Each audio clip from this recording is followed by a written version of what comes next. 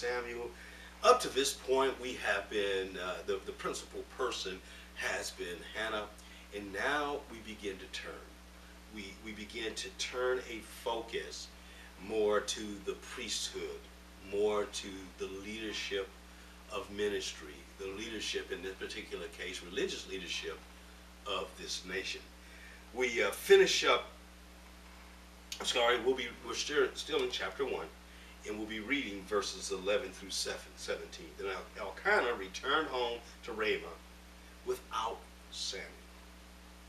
And the boys served the Lord by assisting Eli, the priest. Now the sons of Eli were scoundrels who had no respect for the Lord or for their duties as priests. Whenever anyone offered a sacrifice, Eli's sons would send over a servant with a 3-pronged fork. While the meat of the sacrificed animal was still boiling, the servant would stick the fork into the pot and demand that whatever it brought up be given to Eli's sons.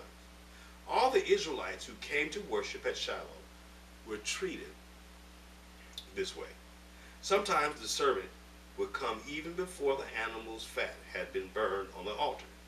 He would demand raw meat before it had been boiled so that it could be used for roasting. The man offering the sacrifice might reply, "Take as much as you want, but the fat must be burned first." Then the servant would demand, "No, give it to me now, or I'll take it by force."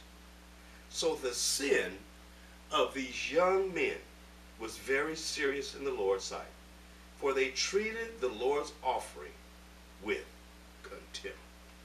The precedent for scandalous preachers. As we are looking at 1 Samuel, a few minutes in 1 Samuel, these verses begin to set the table. It's not, of course we know there are other persons in Scripture before this time period who really undermined it or operated in such a way that was distasteful to the Lord. But this is the first time that we actually literally begin to get into the priesthood in Scripture and begin to see, particularly in this part of the church's, the history of Israel, where it's leading right up to kings, because that's what it's doing. It's setting the table. It is part and parcel of the reason for why the people desire a king. It is because as they look at those persons who are supposed to be representing God, and and clearly it has left a distasteful kind of sense with them. It is something that has made a mark with the people that, these religious folks are just horrific. It's setting the team. It's setting the table for the "we want a king" theme that will come hereafter. But again, it's Eli's sons, and his sons are dishonoring and disrespecting the offerings that are being made to the Lord. Why would they dishonor it? Why would they be like this? The offer, now watch this, because this is important, particularly when we start talking about the offerings in the New Testament.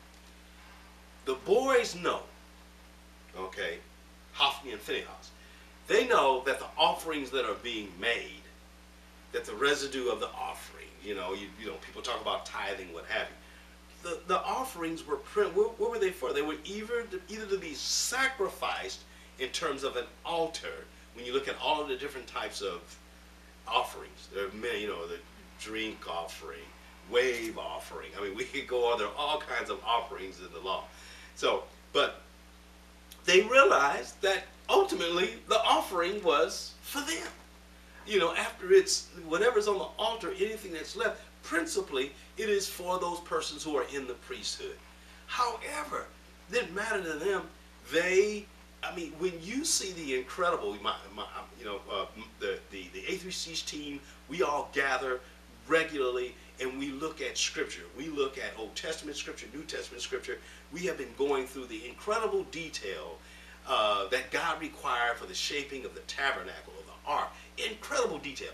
And to think that these guys would violate the principles of the offering that have been provided within the law, that they would just snub their nose at it, just come in, and we don't have to wait for all that, gibberish, really demonstrates an incredible imagery for persons in leadership, that this is not standalone. As we said, we call this the precedent. I love that the Living Translation says, calls them scoundrels. And so we find in the Old Testament that these persons who are supposed to be representing God made, quote, God distasteful to the people, is literally what they did because of their conduct. Precedent.